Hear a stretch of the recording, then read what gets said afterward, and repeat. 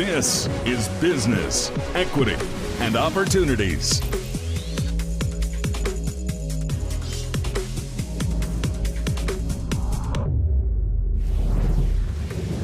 Welcome to Wish TV's Business, Equity, and Opportunities. I'm Scott Sander.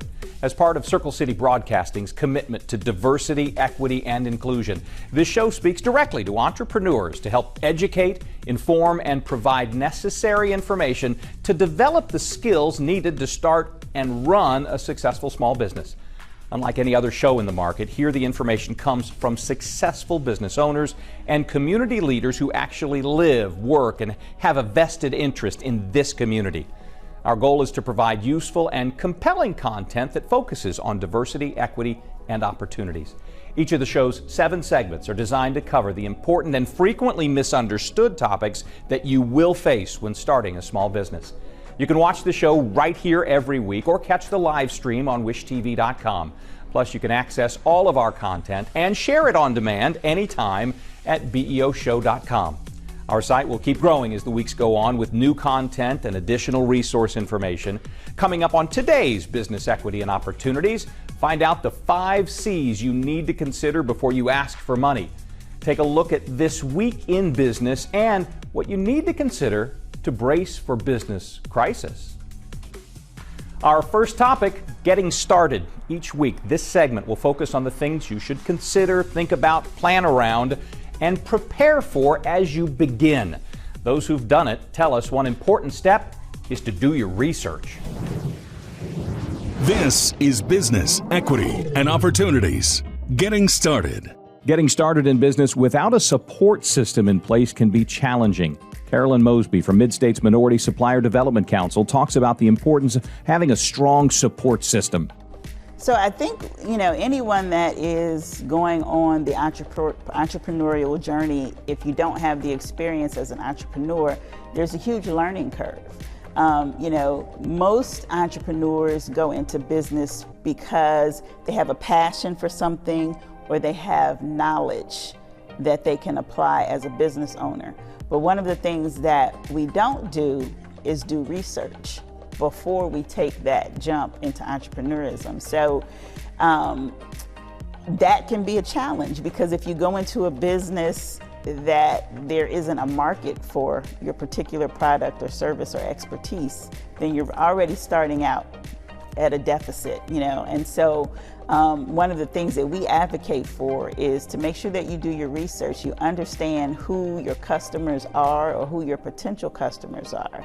And so the challenge of understanding where to find those resources to really help you start your business, sustain it, and grow it, and to really look for those opportunities. Some people have a hard time making those connections, right? And so connecting to organizations like mine and others. And so one of the things that most of us in this space don't do is that we're not very proactive about going out and seeking the minority and diverse entrepreneurs to take advantage of our services.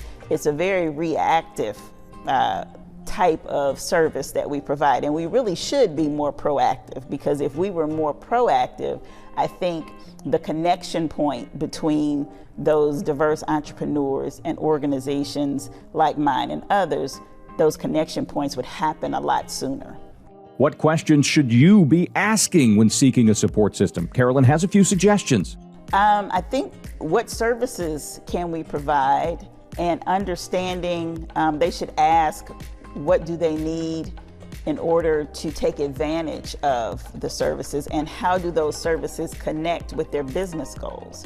Because I tell people all the time, everyone doesn't need to be certified as a diverse-owned company, because you have to understand, 1, what certification is, 2, when you're certified, what does that mean? Who is your potential customer, and do they recognize certification? Do they embrace supplier diversity? Do they do business with diverse suppliers? If you can't answer yes to those questions, there's probably no reason to be certified. Many people that come to us for certification come to us because someone told them to. But at the same time, if you're the business owner, you should research to see if that's right for your business. And again, Once you get it, how are you going to leverage it? How are you going to use it? Are you going to be able to leverage it with those potential customers? If not, then it may not be something that you need. And then there are different types of certification, right? So you've got to do your research to understand what certification do you need. Some you pay for, some you don't. Some are only for doing business with government, some are only for doing business with corporate America. So you really have to understand the landscape and then see how those apply to your business, because it is a very cumbersome process. You have to do a lot of paperwork. So why spend the time investing in all of that paperwork to get something that's not going to be beneficial to your company? Certification for your new business can affect the growth and development of your company. Carolyn continues with more about getting certified. Absolutely. I think it should be part of your business plan and the plan for the growth and development and sustainability of your company. Because at the end of the day, a brand new company that has $0 in sales and that doesn't have a track record is not going to be able to walk into a major corporation and get a multi-million-dollar contract. That's just not realistic for any business that's brand new. So there's certain steps that you need to take in order to build your business to a point that you're ready to even have those conversations with those type of potential customers.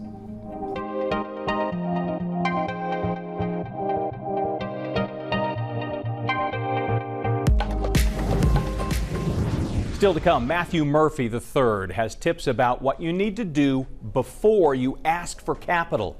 We'll look at how you might be able to access tuition dollars to get a tech edge. And in our industry focus this week, successful business owner John Thompson takes us inside the work of product distribution to get your vision to your customers. Be sure to find more online at beoshow.com. This is Business Equity and Opportunities. We'll be right back. Getting Started, made possible by the Indiana Economic Development Corporation.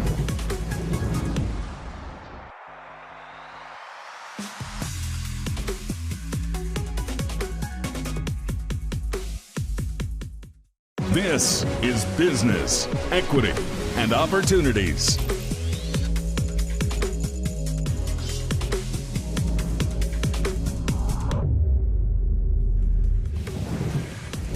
Welcome back. Access to capital, as we keep stressing, is one of the things every new business owner must address. But how do you go about asking for money? From Wish TV, this is Business, Equity, and Opportunities. Access to capital. Before taking the steps to secure funding on a new business, there are a few things you should consider. Matthew Murphy III, founder of Emboss Partners, suggests some very important things to do before asking. So I actually think that process should start before the ask. So again, networking, getting to know a banker or your banker before the need surfaces. Now that's the optimal way to do it, because generally, as much as it probably doesn't sound like it, business owners are really selling themselves and their ability to drive the results necessary for the outcomes that are found in that business plan. So for people to get to know each other, business to business, I think is essential for cementing a good relationship before the lending resources ever come to the table. But having said that, I will also share that having been a former banker, and I've worked for more than one bank, and have worked with bankers of all sizes around the country, actually.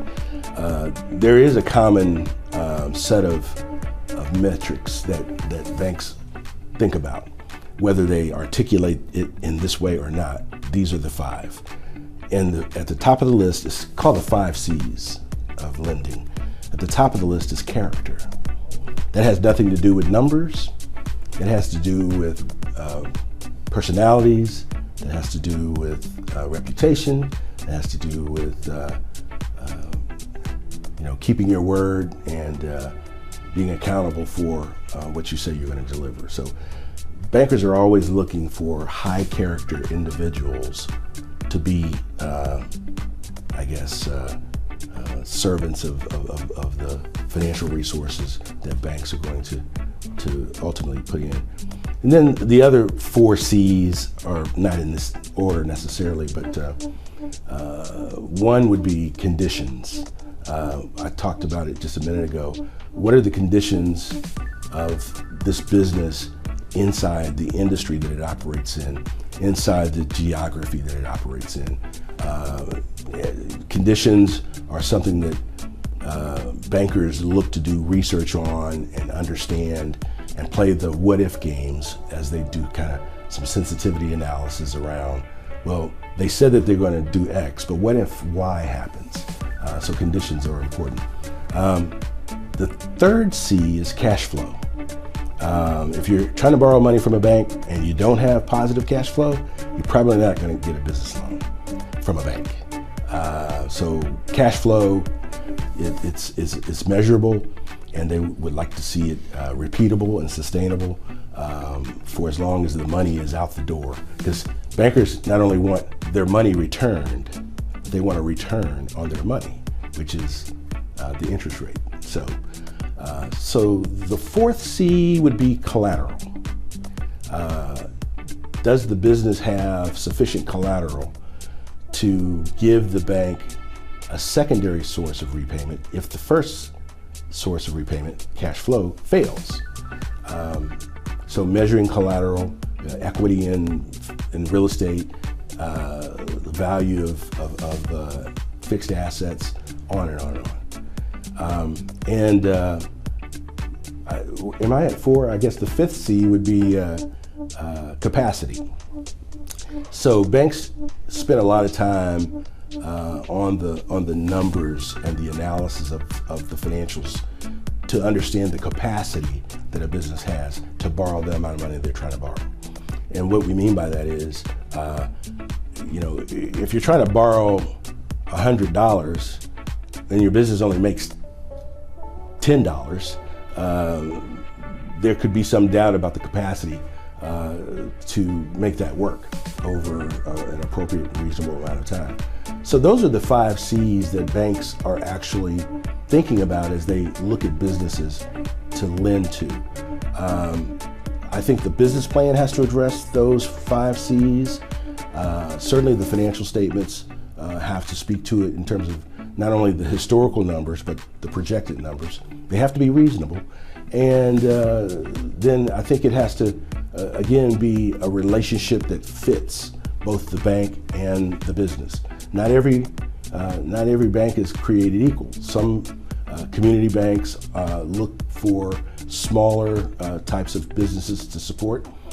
We have what we call money center banks, the larger organizations that are really global in their reach, and everything in between. So I think that's pretty much the understanding that an applicant going into a bank has to think about ahead of that first conversation.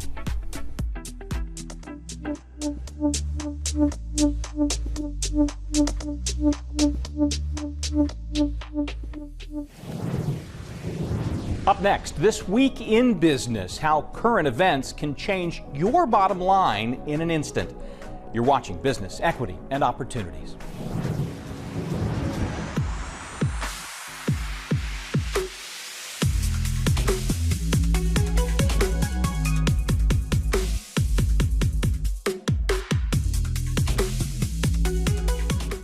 This is Business, Equity, and Opportunities.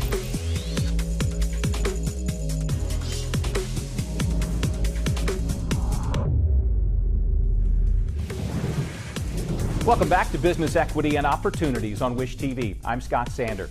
Successful business owners know the importance of staying on top of the latest local news. Current events in the world and in the community can have an enormous effect on a small business. Each week, we plan to highlight local business events, news stories, other opportunities that you can explore to keep you in the know about what is happening in the world of business. We will also highlight special learning and networking opportunities. Big businesses and nonprofits often hold seminars and conferences that offer such insight. Two such opportunities happened earlier this month. J.P. Morgan Chase held a well-attended panel discussion at the NCAA Hall of Champions. The topic, celebrating Black entrepreneurship. The event brought together leaders of the Indianapolis business community to discuss topics like entrepreneurship, creating generational wealth through ownership, and insights about business scaling. Rodney Miller was the moderator. He's a J.P. Morgan Chase Vice President of Investment Banking. The panel included Alan Bacon and Mally Simone Jeffers. They are the founders of Gang Gang, a cultural development firm based right here in Indianapolis. Dewan McCoy also served on the panel. We know him well here as the president and CEO of our parent company, Circle City Broadcasting. So when I started going to conventions, people would say, hey, you know, and they would, so it kind of built up. Then I started going to panels like we're doing here. I would go to New York, I would go to DC, I would go to the Hill, I would lobby, and I would be the only person there representing diversity. So once I got in the game, it just fell in my lap, the responsibility and what I was paving, and honestly can say this, J.P. Morgan's the real deal on diversity, equity, and inclusion. Many organizations are streaming their conferences and events. Wish TV was proud to be a partner for the InnoPower Minority Business Conference and live streamed the two-day event on wishtv.com. The conference showcased minority business owners and professionals offering new insights into the organizations and community leaders who champion the cause of business equity and inclusion. Don't be afraid to take a step back on paper. Right? I'm always going to tell people, don't take a step back in pay, because pay black people, okay? You already said to play with my money, I'm with you. Right. But if, you know, again, we can get caught up in title. Yeah. And I say that from a personal reflection. I got caught up in title and almost missed out on an opportunity that elevated me. And so, you know, look at how it will, you know, elevate you, but don't get caught up just solely in title, because that can actually, you know, be detrimental. I kind of pride myself on being able to be a mentor. I feel like it's our responsibility, you know, as Black and brown professionals to upbring and uplift others in the community and be able to provide sound advice. And so in that instance, I've had many conversations actually like this before, like just previously, like this past week. Where again, you have to outweigh the pros and cons. So yes, you just got this opportunity. What does this next opportunity look like? Where's your passion at? Which one is you're going to find the most fulfillment at? And which one do you ultimately think is going to you're going to be able to utilize the most to get to your end goal? You can see the entire conference on wishtv.com. When we come back, one of the most important areas that every business owner must get a handle on, the accounting and bookkeeping. You must know your numbers to succeed. When we come back, we get an expert opinion on exactly why it's so necessary. Stay here for more insights on business, equity, and opportunities. This is Business, Equity, and Opportunities.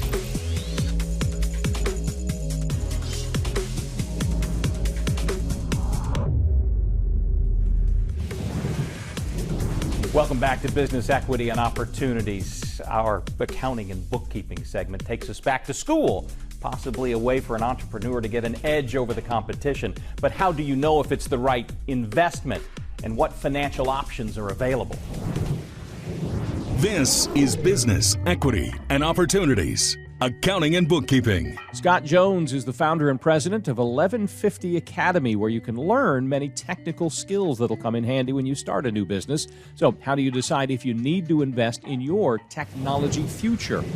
It's very interesting. There are a lot of entrepreneurs who are trying to get into business, and they have a wonderful, brilliant idea, but by and large, most of those ideas are enabled by or disabled by a knowledge of tech. And if you don't know it, it's not like every entrepreneur has to be good at tech to implement it themselves. But if they want to have a team that's building it and manage them, whether it's project management or product management or any of that, you better know tech so that you can, I like to say, call BS on the team, right? Like, no, that's not how this is gonna work. It doesn't take 9 months to do that. That takes 1 month, and it takes 2 people, not 5, right? And so when I'm coaching entrepreneurs, I am saying, you could learn it all yourself, and you can do it these days in 90 or 180 days, and I know plenty of people who have. If you don't want to do it, if that's not where you're wired, then you're going to have to hire people. You should still learn what it is and take that 90 days to understand it, or take the 180 days part-time to understand it. And the cost to do it is so low compared to what it was in the old days of college and universities, where you take 4 years to learn these things. It literally takes 90 or 180 days. Now it's immersion, right? And it's accelerated, but that's really what you need. There's perfect opportunities here to skill up in tech quickly enough for your needs, whether you're the coder or whether you're the overseer or the project manager or the marketer, right? Individuals and businesses can get the funding for this kind of education, this kind of training. So there are federal sources, there are state sources, there are charitable sources, but what used to cost $120,000 for a public university, 4-year degree, which is, by the way, not the real cost. The real cost is the 4 years that you spent getting that degree that you should have been making 60 grand plus, so that's $250,000 plus the $120,000. That's what your bank account saw, is the lack of $360,000, right? So that's the real cost. Today, you can get that the tech training, the tech components of the training, for about $3,000, like out of pocket. That's our average. And many people are going through fully funded or fully financed at 0% financing. You don't pay anything until you have a good job. So, I mean, the options today are amazing.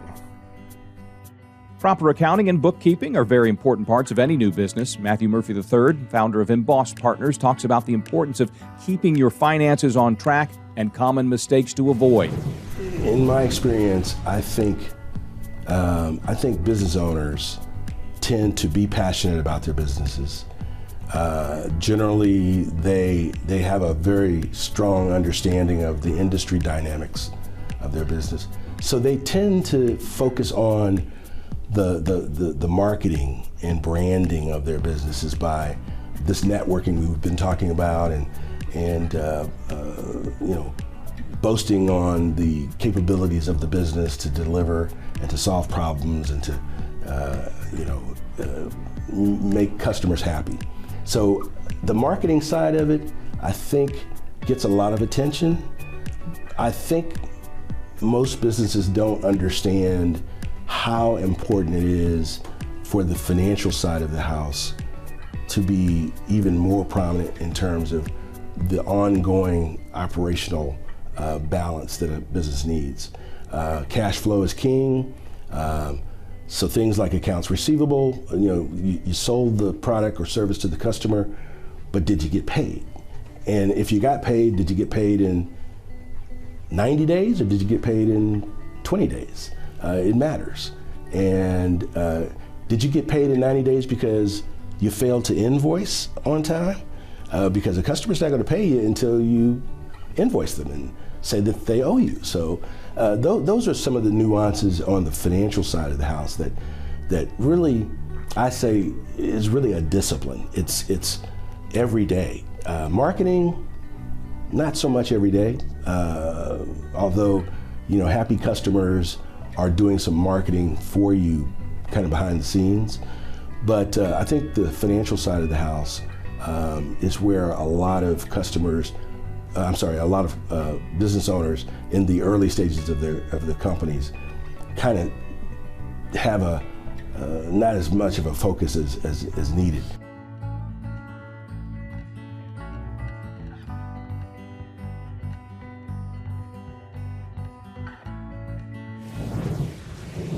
You're watching Wish TV's Business, Equity, and Opportunities, our new show designed for people interested in starting their own small business.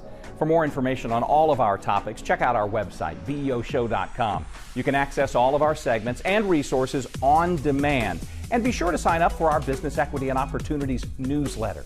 When we come back, how to make sure your small business can handle any emergency.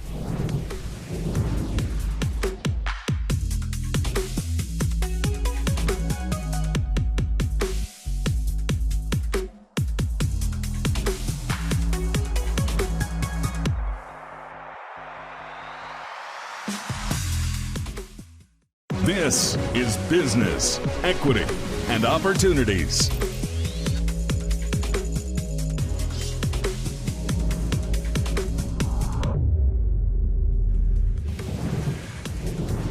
Welcome back to Business, Equity, and Opportunities. We've talked about getting your business started, accessing capital, and some ways you can learn more about the tech side of your company. Now we turn our attention to running your business day to day.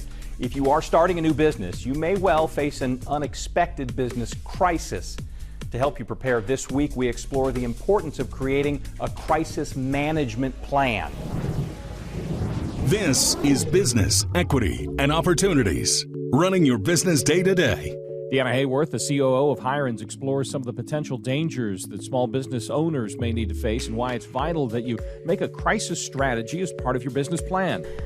So a specialty in our business is crisis management and crisis communication. So whenever we get the chance to talk to entrepreneurs and business leaders, I always encourage them to think about their crisis plan. In our world, that's very narrowly focused on crisis communications and response. You may have a broader incident response strategy that you have as a business, but thinking about the crisis communications portion of that plan. So what if your business burns to the ground? What if an employee makes a really bad decision and you're looking at embezzlement or other bad business practices? What if social media turns on you and you're dealing with something that can be wholly fake and false, but it is attacking your business?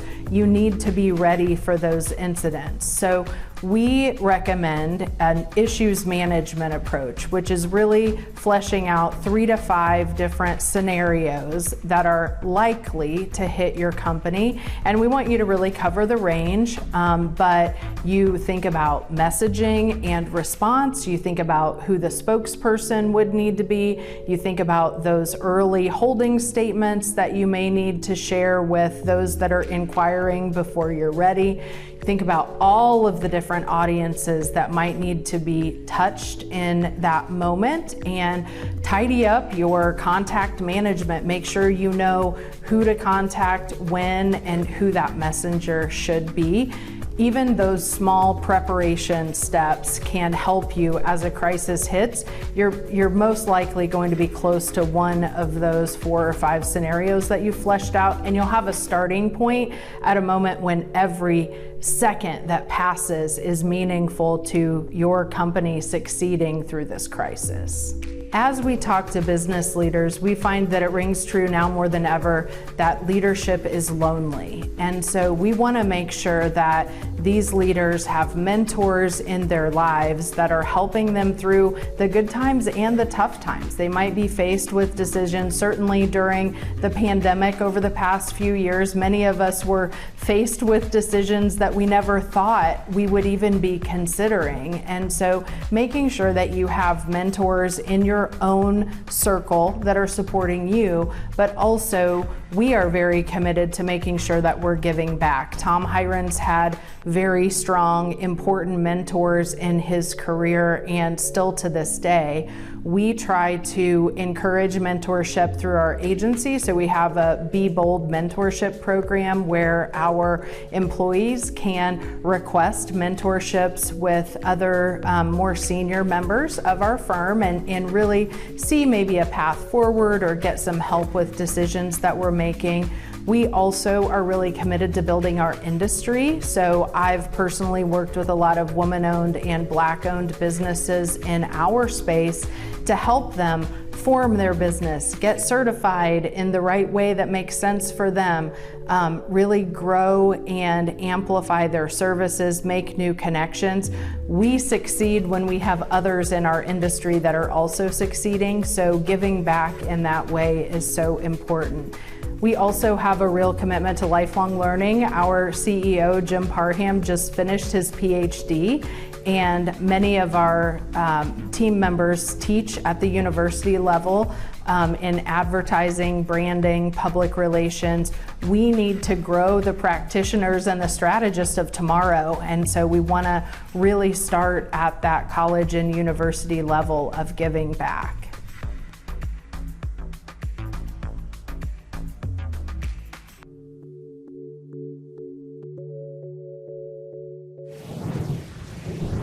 Thanks to Deana Haworth, COO of Hirons. Join us every week for our Running Your Business Day-to-Day segments to find more tips and insights from the experts to help you run your business successfully. Still to come, our industry focus looks at the business of businesses keeping each other in business. We talk to the owner of one of the leading distribution companies in the state, John Thompson. He shares insight into his industry, coming up on Business, Equity, and Opportunities. I'm Scott Sander. Stay with us. This is Business, Equity, and Opportunities.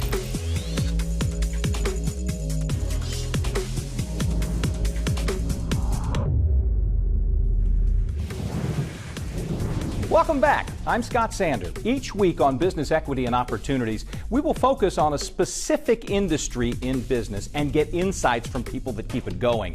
This week, we look at a company that focuses on business-to-business transactions. This is Business, Equity, and Opportunities. Industry Focus. John Thompson, the chairman and CEO of Thompson Industries, specializes in B2B, business to business, referring to transactions between companies that don't involve consumers. I went into Emmis Chemical as a chemical industry executive and thought, that I'd be in the chemical industry for the rest of my life. But business is always bifurcated, trifurcated, broken down into 10, 12 different components. What do I mean? Well, at Emmis Chemical, we were distributing chemicals.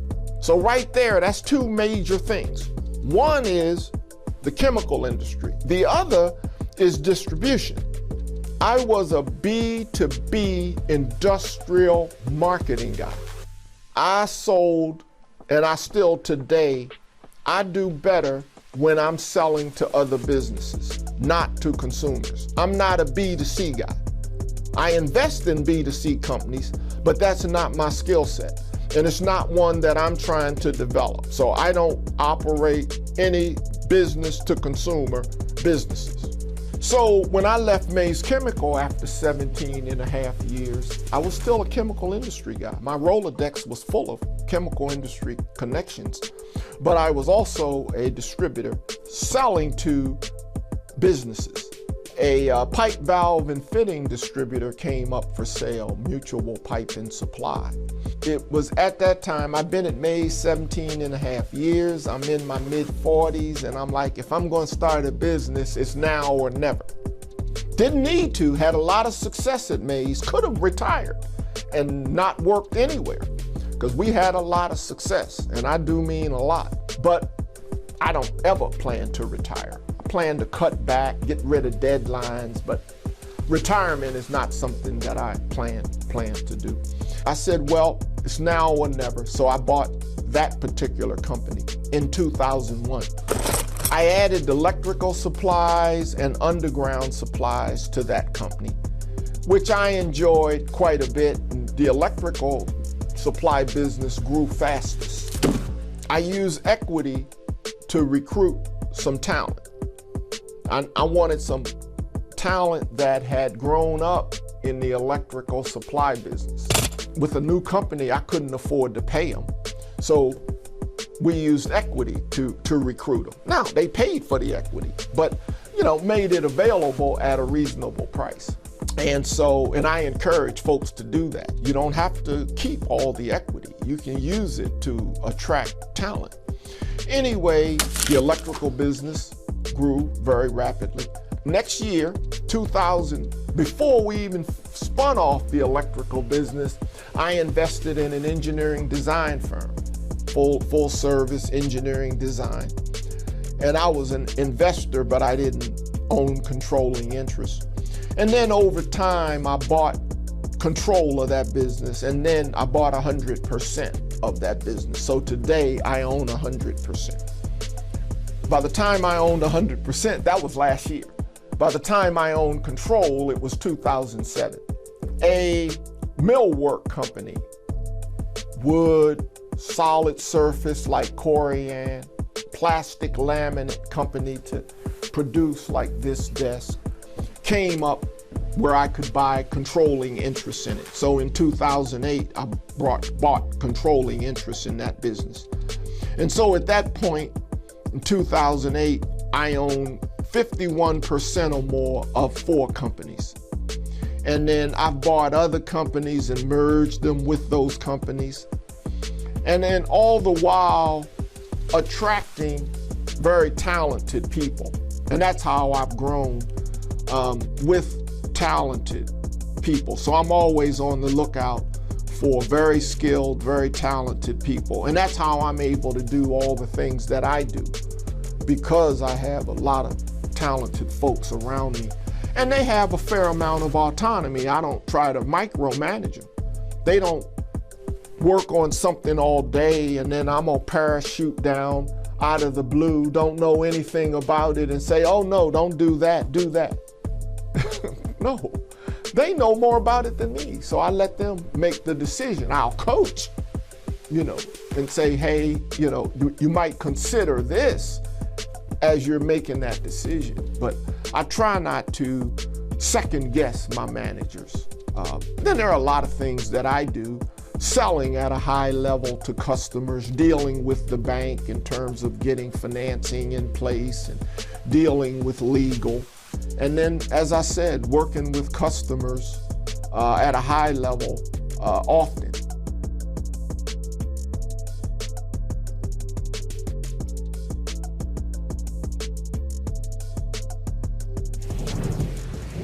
Our thanks to John Thompson, Chairman and CEO of Thompson Distribution, for taking us behind the scenes. John is also a board member of the Indiana Economic Development Corporation, and we'll be hearing his expertise frequently on business equity and opportunities. Coming up, Deana Haworth returns to share her own success story and some of the history of Hirons that she helped shape. We'll be right back.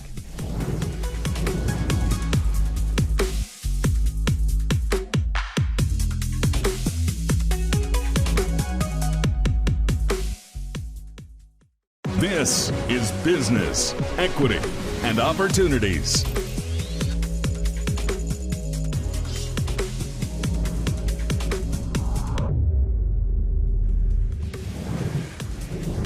Finally on our program is something every entrepreneur hopes for in business: success.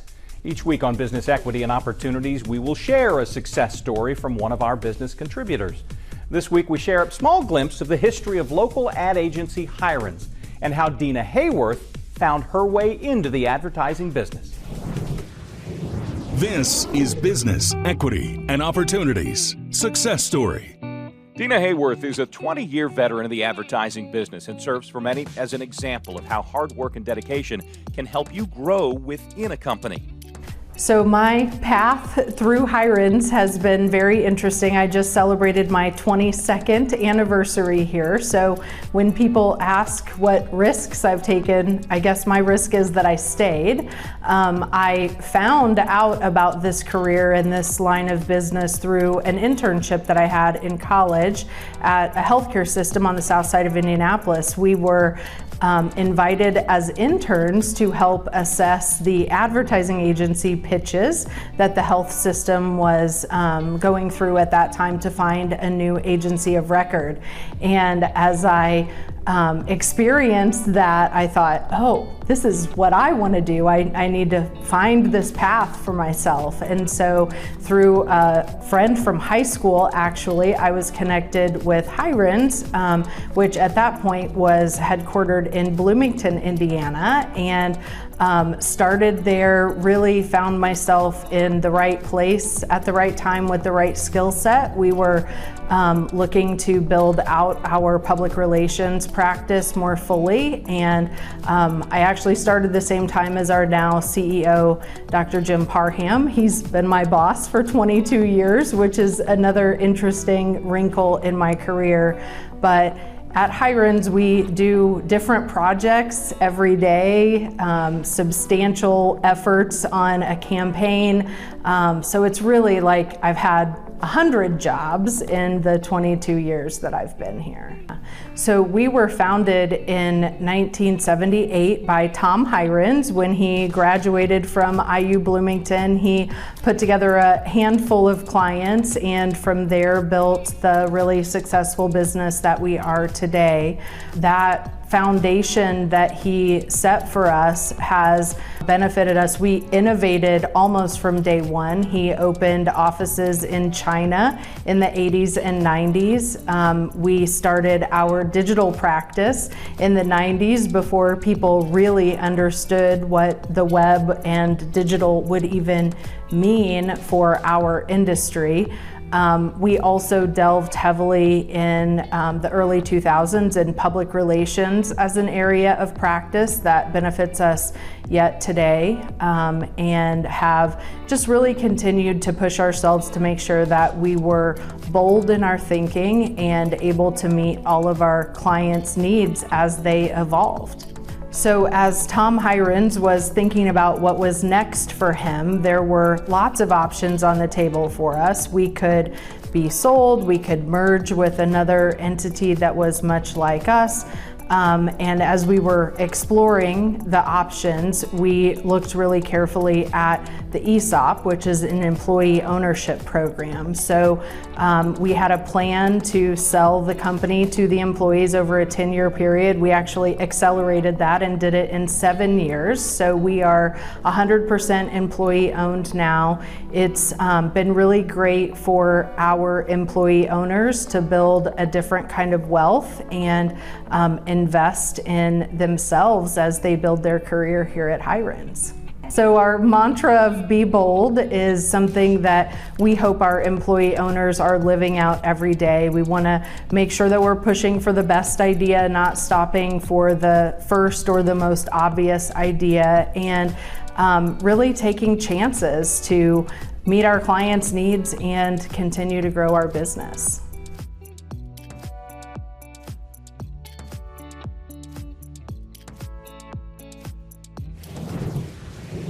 I love it. I love the concept of the show because I think when I heard the first about the idea, my whole thought process was this can be a platform to give, Jane Smith, Joe Smith, whoever is sitting and watching this show, just an opportunity to really look and say, maybe it's not as far as I thought. Maybe it's right within my reach if I really do assess my risk, understand how to be capitalized, and put myself in the best place to be able to work whatever plan I have.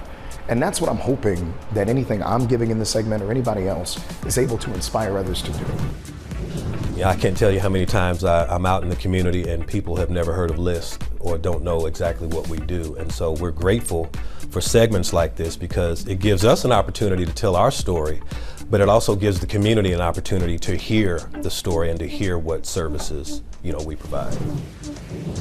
Giving entrepreneurs, would-be business owners, management teams, the opportunity to know where resources are, whether they be the financial resource providers or the technical assistance that companies need to put together their business plans, to work with accounting firms for their financial needs, and a myriad of other services that are all necessary for any level business to succeed and grow and thrive. But it's for entrepreneurship.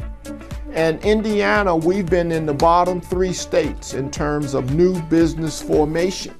And we got to move up. You know, we can't be in the bottom 3 states. We got to strive to get to the middle and then to the upper half, and then continue to strive to get higher and higher. Encourage new business formation. Entrepreneurs like me, great, but we have to have more of it and work with and get the word out that these resources are there. And that's where you all come in. And you have mouthpieces like me. I'm happy to sit down with you, but many others as well. No one can do a better job getting the word out than you guys. When I heard about the program, I was really excited because it gives some visibility to the business community, the diverse business community, and some of the struggles, some of the opportunities. It highlights some very successful businesses that are not necessarily relying on, you know, certification or goals from different corporations, but they actually have viable companies that can compete with other non-minority owned firms. And I think probably some of the businesses that you'll be speaking with, that will be very evident. I really think the Business Equity Opportunity show is a great idea. As an entrepreneur, sometimes you don't know what you don't know. And you don't even know what questions to ask. So having a program that's gonna share with you some business principles for some leaders in the community that saw their fair share of success and failure is going to help accelerate your learning curve. It's going to help you become a better business owner a lot faster.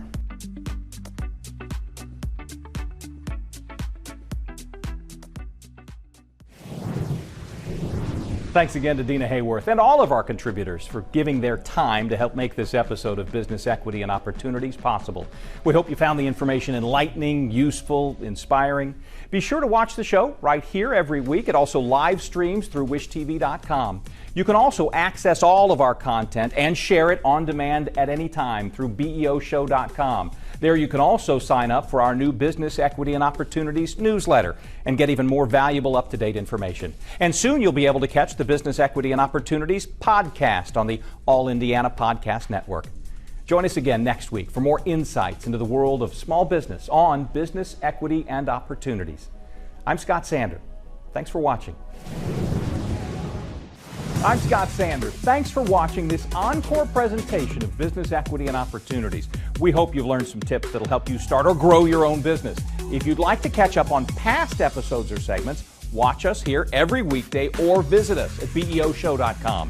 And don't forget, new episodes of Business Equity and Opportunities air every Sunday morning on Wish TV, or you can stream it live at wishtv.com. Fuel your entrepreneurial spirit. Watch Business Equity and Opportunities from Wish TV.